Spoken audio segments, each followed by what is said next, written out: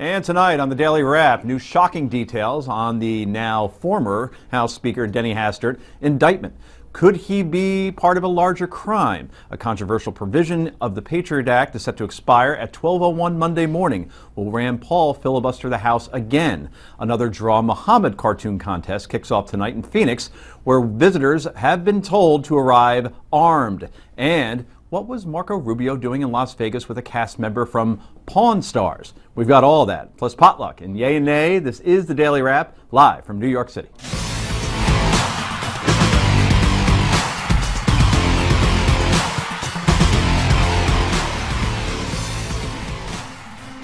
And welcome to the show. I'm Joe Concha. Joining me tonight is Sirius XM radio host, senior political columnist for Forbes, and my co-host. You know, we can do a whole show just doing my credits. Yes. Should we do all of them? What do you think? Former judge. No, we don't have to go back. Just present. And I can sit next to John Fund, so you know. He has quite a LinkedIn page, no question, Mr. Unger does. To his right, Newsmax TV contributor and writer for National Review Online, that is John Fund, and former Navy SEAL, former FBI Special Agent, and president of Continued Services LLC, Jonathan Gilliam, joins us once again. And you can add Sirius radio host to that as well. And a Sirius radio host as well. Right. Who has the bigger resume now, Unger? You know, we let Gilliam in. Nice. It's time for the Daily Download.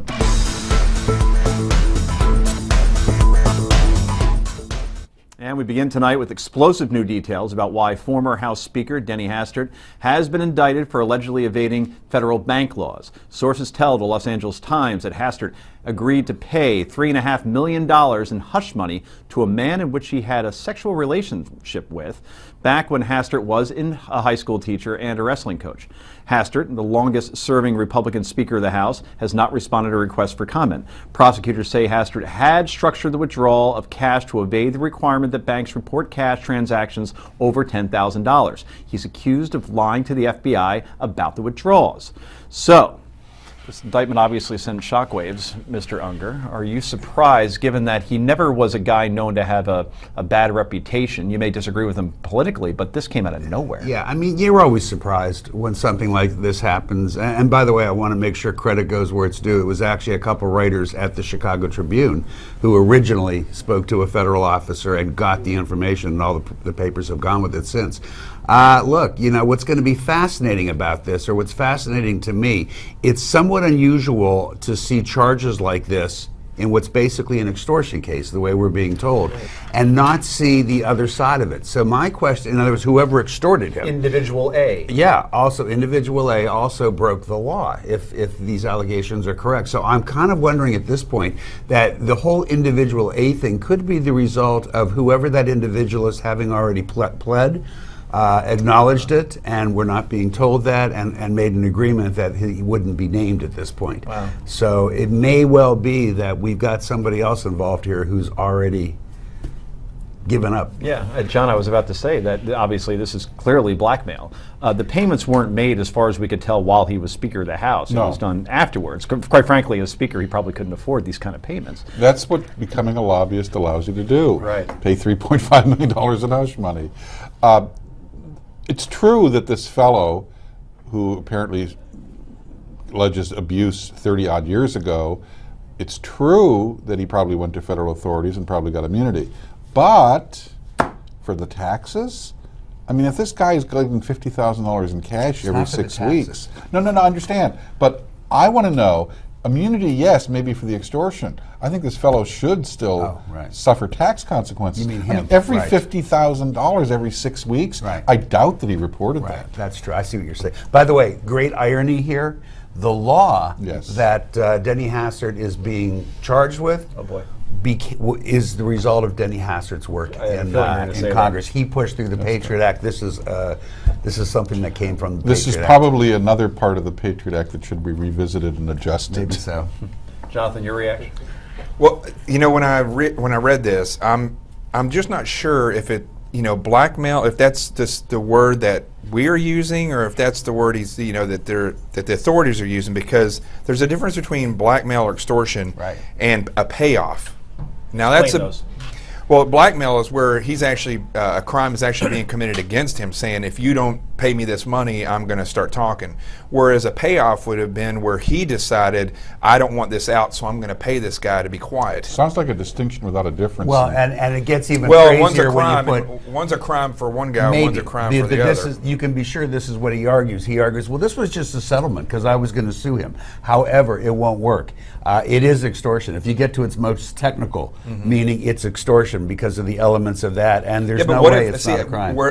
This is the only thing I can wrap my mind around, the fact that this other person would be given any immunity, is if the thought of paying him off came from Hastert and not from the guy saying, you will pay me or else. What's the likelihood of that?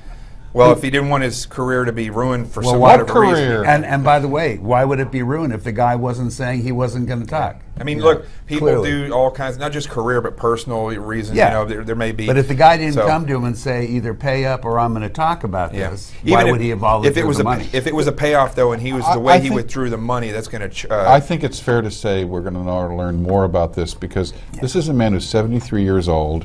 He's made a bunch of money in lobbying. He's basically winding down his career. And a guy comes forward, if he says, I'm going to expose you, well, I doubt that there's proof after 30-odd years. So the question, there's probably something here we just don't know. There's also likely no prosecution after 30-something No, years. definitely no prosecution. And it's fascinating. It's terrible that we have to get our kicks hearing these kinds of stories. And listen, I mean, he may have been a Republican speaker, but I always thought Hastert was a pretty good guy. You know, level-headed. Once again, though, if you're from Illinois and you're elected, boy, You end up in jail. You seem to be in legal trouble. You're no matter right what about the party. proof part, though, because 30 years ago, there couldn't be any cell phone pictures. There weren't any texts, right? No emails. Could have So been his word against the other. yeah, you basically got a cannon. Maybe you had to like hide a cannon. So you know. I'd also like to she find out said, the or he age said, of he that said. guy and when this actually happened. I think that's going to play a big part from a legal standpoint as well. I can see that. Well, let's move on to another big story from the nation's capital, the impending expiration of a controversial provision in the Patriot Act. Senators returned from recess for a rare Sunday session to vote on whether to extend the NSA's program to collect bulk phone data. That provision expires at 12:01 Monday morning. And late this afternoon, President Obama urged the Senate to vote on a bipartisan bill approved in the House. I don't want us to be in a situation in which, for a certain period of time, those authorities go away and suddenly we're dark, and heaven forbid we've got a problem where we could have prevented a terrorist attack or apprehended someone who was engaged in dangerous activity, but we didn't do so simply because of inaction in the Senate. Now, the House passed the Freedom Act, which ends the NSA's bulk collection of telephone call records and replaces it with a more targeted system for retrieving the information. Is the future of the NSA program hinging on what Rand Paul is going to do, Rick Unger? No, I mean, Rand Paul has a few things left in his bag of tricks that he could do. It would only delay things until Thursday, so that's the worst of it. Look, you know, I think there's going to be trouble on Sunday. I think it will expire. Even, by the way, if they do anything other than agree to what the House has already passed, it goes past the deadline because the House has to come back on Monday and agree to whatever the Senate comes up with. So anything short of that. The original author of the Patriot Act in the House, Congressman Jim Sensenbrenner, who was chairman of the Judiciary Committee, says the NSA never should have been allowed to do these things. It was not part of congressional intent. He wants the program wound down. He says it's rife with abuse. Parts of the Patriot Act were written to have a sunset provision. The sunset provision means we take another look at them and see if it's still working. Two things we've learned about the NSA program. They can't point to any single incident that was prevented from the collection of this data. Right. And we've seen Mr. Clapper, the head of the intelligence agency, lying to Congress about it. We've seen other things. We've seen lots of things that say this does not justify, this justifies being sunsetted, not extended. But it's still not going to go away simply because every politician, you make good points, but every politician is going to be afraid, oh my goodness, if I vote to end it and something bad happens that we could have found, oh, this is terrible. So you know what? The right answer is probably what the House came up with. It's not a big deal, but it's something, and I think that's where they'll end up. But I wouldn't mind if they ended it. Jonathan, last word, 5 seconds. I know it's not a lot to really share on it. Politics instead of results. Okay. Coming up next, Cuba has been taken off the U.S. terror list. Another Draw Muhammad cartoon. We talk all about that next.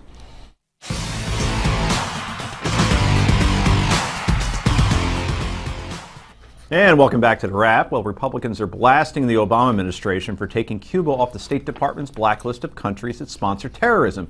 In a sharply worded statement, Speaker John Boehner says, and we quote, "The Obama administration had handed the Castro regime a significant political win in return for nothing. The communist dictatorship has offered no assurances it will address its long record of repression and human rights abuses at home, nor has it offered any indication it will cease its support for violence throughout the region." At the State Department today, a spokesman says that taking Cuba off the terror list is not connected to efforts to normalize relations with the communist island. The review of Cuba's designation as a state sponsor of terror was instructed by the president, and we have had a separate process of discussions with the Cuban government about reestablishing diplomatic relations and reopening embassies. So we see these as separate.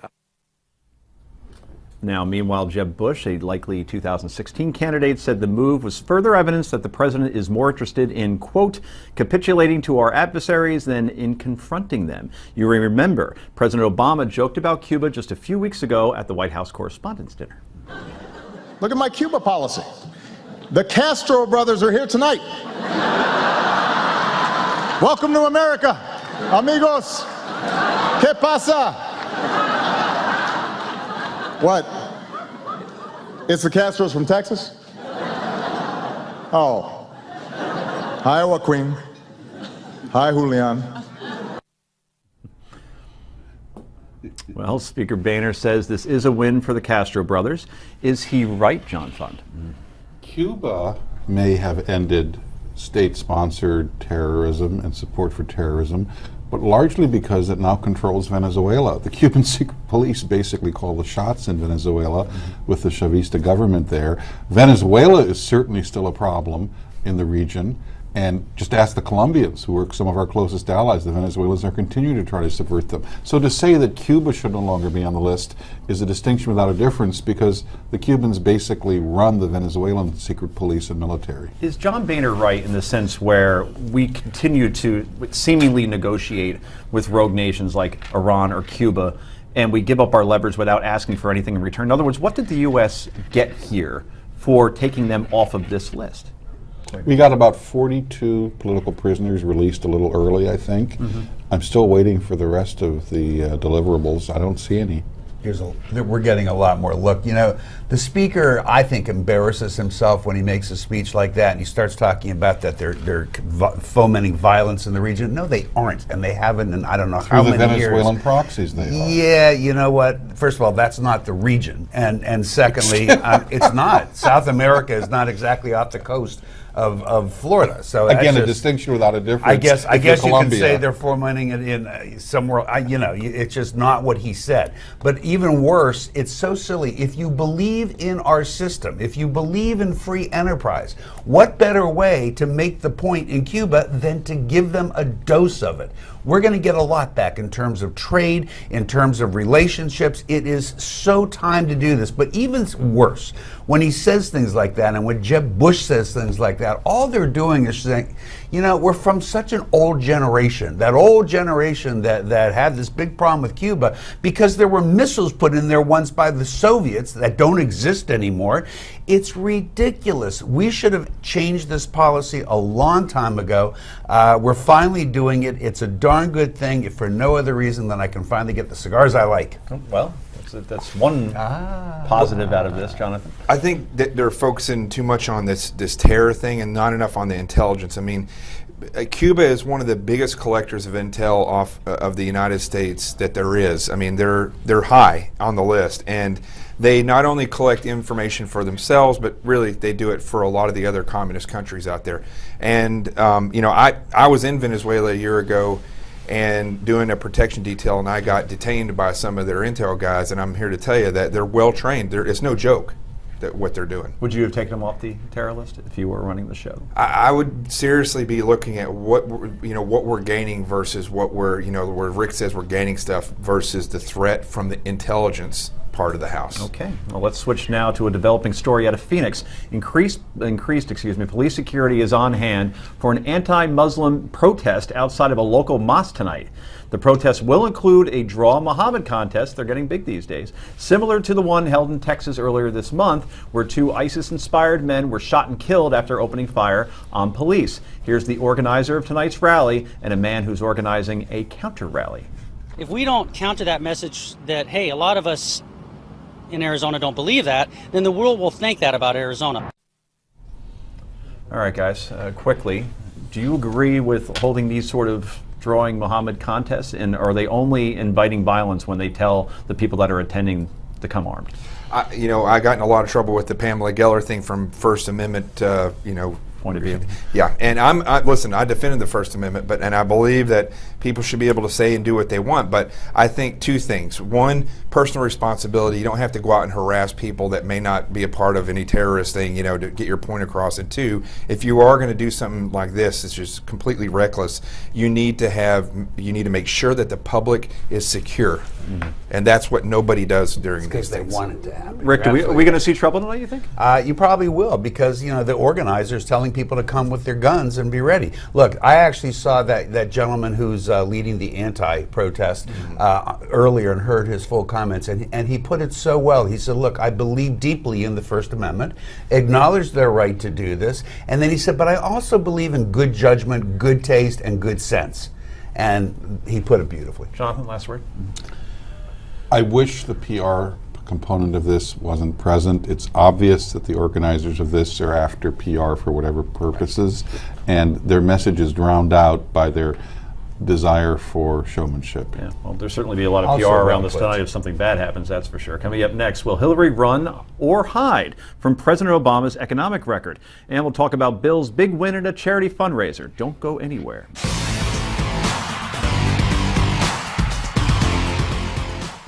And welcome back to The Wrap. A major setback on the road to recovery. A new report from the Commerce Department finds the economy went in reverse in the first quarter, actually shrinking nearly 1%.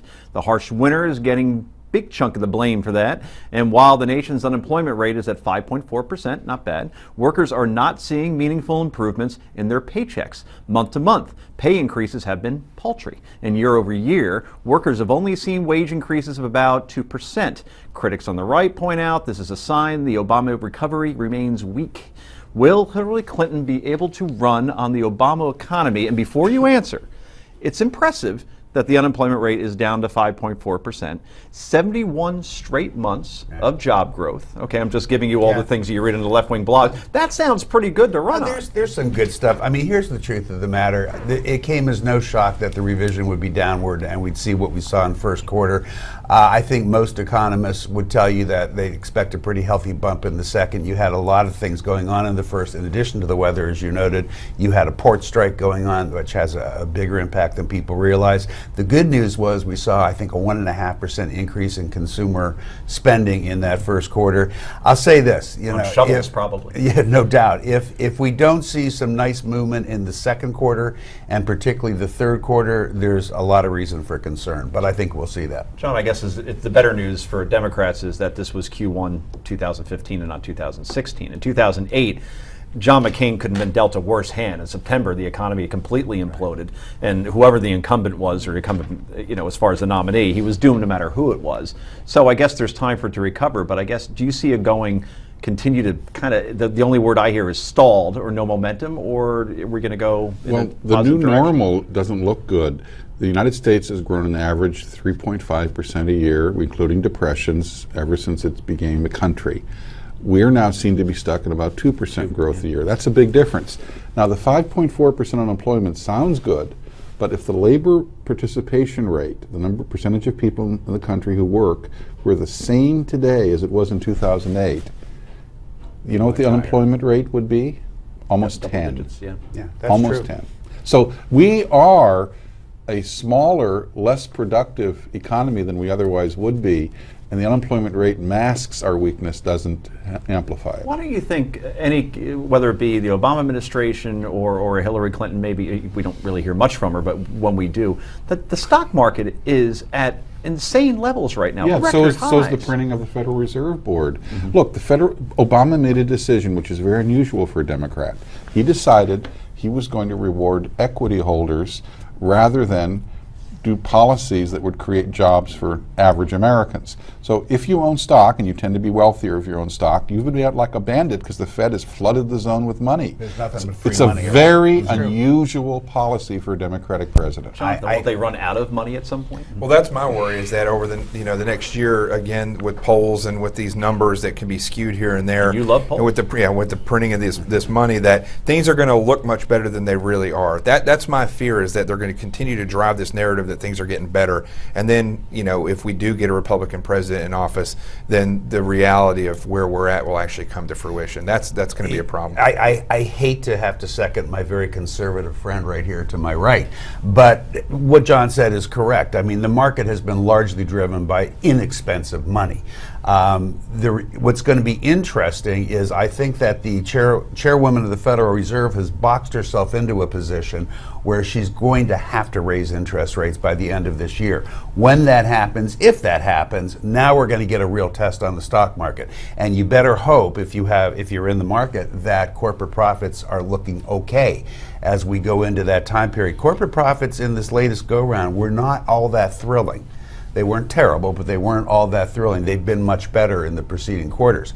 So this will be a big test of the market. But you know what? The market may get a little pain, but I think in the long term it will help solve some of the problems that John raised, which is to get us back to a more normal But the rate market of growth. correction coming in 2016 does not help the Democrats. No, it does not at all. If it comes in 2016. Who's the Republican that could best run on an economic platform as the guy that could fix the economy, in your opinion? Presidents don't fix economies. Well, but that's the perception that they can. Yeah. Like Reagan, for instance, was credited with fixing the Carter economy. Yeah. It's the There's perception. no one person who stood out. I will say that if you've been a former governor, you can probably say you've held An executive Yeah, but position. you have a pitch. I mean, you've heard me say this time and time again. I've never blamed George Bush for what happened. I've never given Barack Obama credit or blame for our success or lack thereof. I don't believe that presidents make a real difference in these problems. I think the business cycle does. And a lot of the things that are affecting us right now, that are holding down the growth that John's talking about, that are keeping jobs from happening, are issues that have very little to do with the recession that we I had. think it's also an inability to adapt. We have so many automated jobs, Jonathan, that are coming more and more, apparent, and they're replacing humans altogether. I just think that we need to adapt the Clinton Global Fund strategy and just have everybody go out and start giving speeches under the table so we can just build and get rid of the Had debt. to find a way to take a shot at them, huh? I see. Gotta go now. Coming up next, what kind of voters does candidate Bernie Sanders attract? You're not going to be surprised. Don't go away.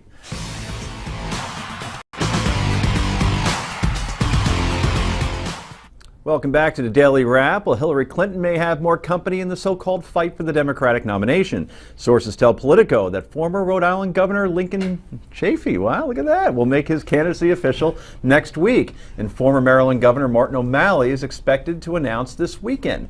Vermont's independent Senator Bernie Sanders announced his candidacy earlier this month, and apparently he's connecting with a key voting bloc, seniors.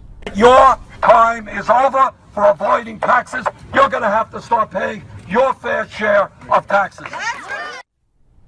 You don't see the bullhorn very much anymore, This is Bush, Weak 9/11. voice, I guess so. And that one, of course, was the 73-year-old Sanders at a campaign event in Vermont this week. We all know seniors vote. Could they be Bernie Sanders' secret weapon, Mr. Unger? Well, seniors do vote. They're probably the most reliable voting bloc. Will they be his secret weapon? I don't think so. I know he made a very good impression on the crowd up there, but Vermonters like Bernie. I mean, I like Bernie Sanders. He's a very likable guy. Let me condense the question. Could he give Hillary Clinton any problem in New Hampshire? No. A problem maybe, because it's how we interpret the results. Right. He's certainly not going to beat her, but you can get to a percentage where people go, oh, wait a second, how do you get so close? 24% kind of thing. Yeah, Sure. so you never know, but he's not, none of them are serious. John Fund? I find it interesting the Democratic Party has now gotten to the point where it not only has a prohibitive front runner, but the two candidates two of the three candidates challenging her that have any substance are actually independents, Lincoln Chafee and Bernie Sanders. Good point. I mean, this party has basically mortgaged itself to the Clintons. And, you know, it's an interesting bet, and it might play out, but it might not. Jonathan? Now that was a firm stand. Yes. You know what I think. I do know what you think. Jonathan, what do you think of Bernie Sanders as far as just a candidate? I mean, at least in terms of, he shares something very much in common with you, in that you are unfiltered and you're impossibly candid. That's why we have you on the show often. Yeah, that's right. And Bernie Sanders, you may disagree with his policy, but he seemed to be a very principled guy. I mean, that's something to at least admire. You're also a socialist, aren't you? Yeah, polar opposite of that. And that's what scares me about Bernie Sanders is that everybody that you talk to likes him. He is well spoken, but it's what he believes in to me that's dangerous. And I think, you know, that's the hard part about politics. And when he's, you know, talking to senior citizens and he has a specific group that he talks to, it's very important that they listen to what he's saying, because he may be likable, he may be well spoken, but what's he really saying? And that's the problem that I have with Bernie Sanders, is that I don't agree with what he has to say, regardless of how well he's saying it. I had a feeling you wouldn't agree with We're what he stunned. has to We're say. shocked and Shocked, stunned. I know. New Jersey Governor Chris Christie is expected to announce his 2016 intentions sometime next month, and he's making headlines after announcing plans to dump the controversial Common Core standardized testing. This guy right here, I had lunch with him, and the thing that impressed me the most. It's now been 5 years since Common Core was adopted, and the truth is that it's simply not working. It's brought confusion and frustration to parents. I've heard it every day. It's brought distance between our teachers and the communities where they work. And Christie's comments are in stark contrast with Jeb Bush, who's a supporter of the test. Many conservatives have trashed Common Core, arguing the federal government shouldn't be dictating standards to the states. Will this move by Christie score him some points with the conservative base of the party? Well, that's certainly his intention. That's why he's suddenly saying this. Look, I don't know the statistics in New Jersey. I don't know if Common Core, which he supported, by the way, a couple of years ago, I don't know if it's been good or bad for the state. It's obviously highly suspect that suddenly he's had this conversion. Are you a Common Core fan, Mr. Fund? Common Core was sold as having been designed at the local level of the states. If you actually look at it, it comes out of the federal bureaucracy. So I think it's been misrepresented. I think we have to go back to the drawing board. I'm in favor of some form of national standards, but the one-size-fits-all of Common Core, I think, limits innovation, doesn't enhance it. Jonathan? I agree with that, and I have a sister that homeschooled 2 kids. They turned out amazing. I mean, amazingly smart and bright. And I think if she can do that, I don't understand why they can't come up with something that's a little bit more on a national scale that it's accepted and actually doesn't go and reinvent the whole wheel, which Common Core did. And I think it became, as John was saying, too much of a political ball game for people to use. Support, not support. It's about education, but yet they've made it about running for presidency. Yeah, it's complicated to understand the system alone, and how do you expect kids to actually then absorb all of that. And finally, 2016 hopeful Marco Rubio has the endorsement of reality TV star Rick Harrison of Pawn Stars fame. This guy right here, I had lunch with him, and the thing that impressed me the most, this guy never said one thing. He never said for the party, the party, the party. A lot of politicians do that. This guy honestly cares about people. He does look like Billy Joel, kinda. Anyway, Harrison hosted a private fundraiser in Las Vegas yesterday for Rubio's 44th birthday. Welcome to the club, Marco. A little celebrity endorsement can't hurt, can it, Rick Hunker? Not that one. Okay. That'll help him. John? Anything that ties a candidate to popular culture makes him appear more human. Okay. Great haircut, by the way. Indeed. By the way, it's Pawn Stars, just for everybody at home. Anyway, more potluck coming up. Stay right there.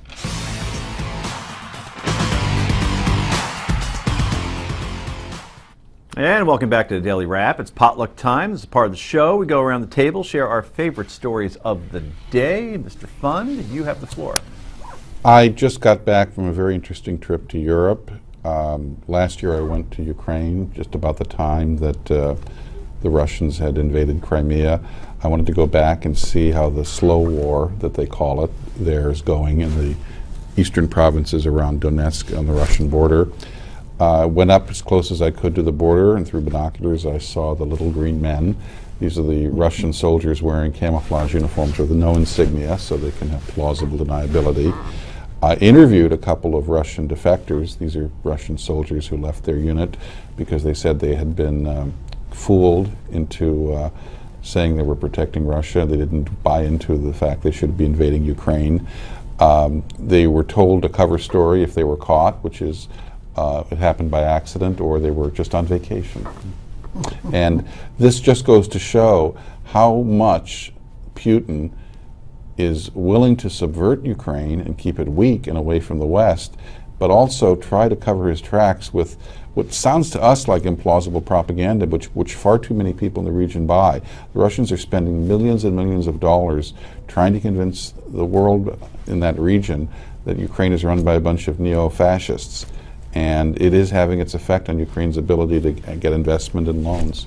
They once called, right after Gorbachev took office, and there was the whole perestroika, and it was going to be a freer country, and they called the KGB the KG used to be.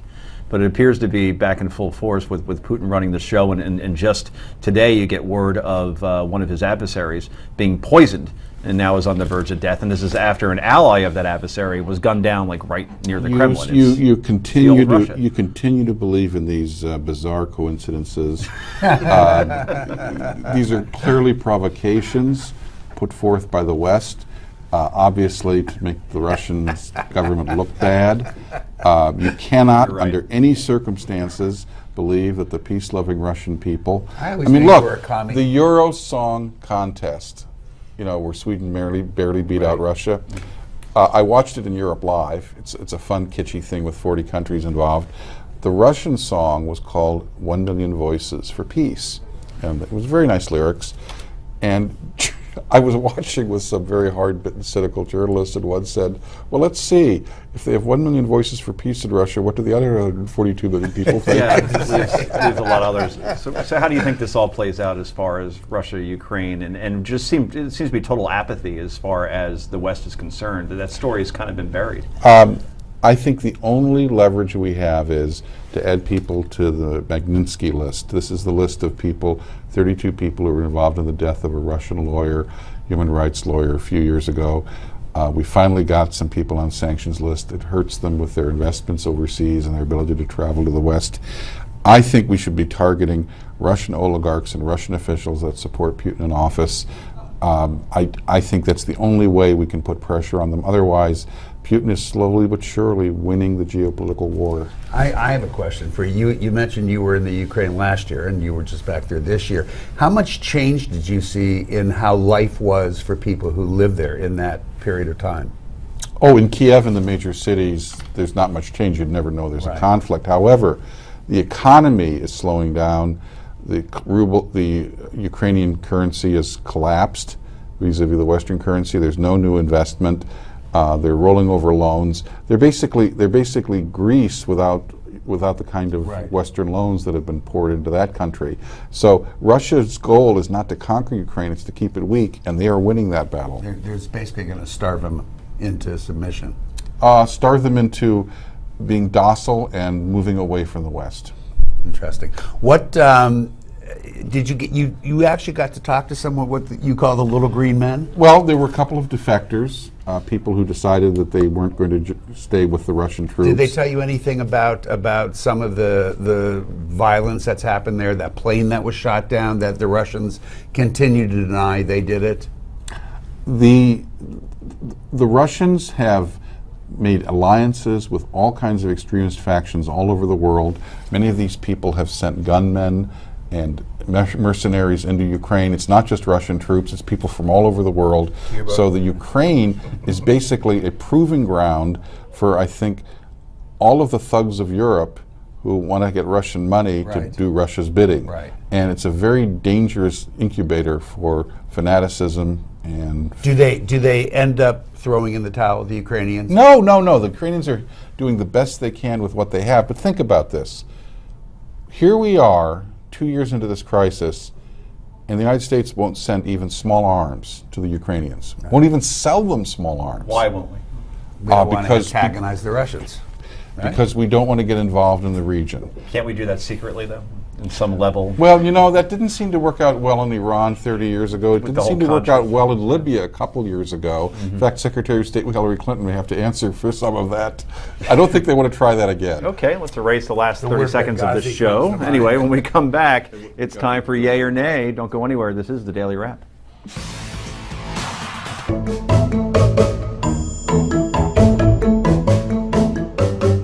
And it's happy time, people. Welcome back to the Daily Wrap. It must be time for Yay or Nay. First up, the Democrats only have two official choices for president, Hillary Clinton and Bernie Sanders, at least until tomorrow, when Martin O'Malley tosses his hat into the ring. Anyway, aware that some voters may be confused over which candidate they should or should not choose, the Daily Show host Jon Stewart tried to help clear up any confusion last night. Take a look. No, the real difference is that Hillary Clinton has professional image handlers telling her, hey, Hillary, you might want to comb your hair. And hey, Hillary, instead of using your actual voice, maybe try to sound more like you're always from whatever region it is you're talking to. In fact, here's the Illinois-born, New England-educated New York senator speaking in South Carolina.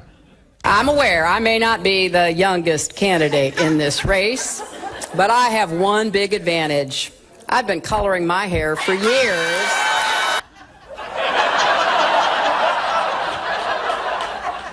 Now, anyway, if y'all excuse me, I gotta go get Shelby's juice. She's having a fit. Where are my fried green tomatoes? Listen up, Secretary Clinton. I'll do the Lindsey Graham impressions around here. Thank you very much. So, do you think that voters are buying Hillary's South Carolina accent, Jonathan Gillian? I think it's as creepy as Bill Clinton on Orgy Island. It just is weird. Wow, wow. Jonathan? Trying to start that early, huh? You know, Bill can be whatever he wants to be at any moment he wants to be it. Hillary, well, she's like an Elvis impersonator. She may not learn the lyrics, but she still can't carry the tune. Ooh, well said. Mr. Roger. Just skip over me. I'm really embarrassed by the whole thing. How And she did it during the last campaign, too. You think, Yeah, maybe she we did. learned not to do that anymore. Anyway, moving on to something a bit more serious. Beer giant Anheuser-Busch has stopped beer production at its Georgia brewery in order to help the American Red Cross provide water for storm victims in Texas and Oklahoma. The company is set to make about 50,000 cans of water to help in the relief effort following the heavy storms and floods that have left 25 dead, more than a dozen missing, and thousands of homes damaged in both Texas and Oklahoma. This is really a great effort by the company that has recently gotten a lot of flack for being insensitive. Is this a case of going above and beyond the call of duty to help others in time of need, Mr. Gillian? Well, I'm from Arkansas. I'd have to say yes, but I think they'd be a lot happier in Texas. They just sent them beer. You know, we talked about that earlier, and perhaps that might be done eventually. Well, remember why beer was invented? Because they couldn't trust the water, and if you made beer, it wasn't polluted, it wasn't tainted. That's true. That's how it started in this country. I say good for them. It was a very cool thing to do, and big thumbs up. Absolutely. We always bash corporations all the time, and they're not doing enough, and they're greedy, and it's good to see that kind of altruism. Anyway, last night at the 2015 Scripps National Spelling Bee, that's always a good time. This year, contest ended in a tie for the second time in 52 years. Let's take a look and listen to the winners. There's just Sharon Schnitter. Sharon Schnitter. SCHERENSCHNITTE.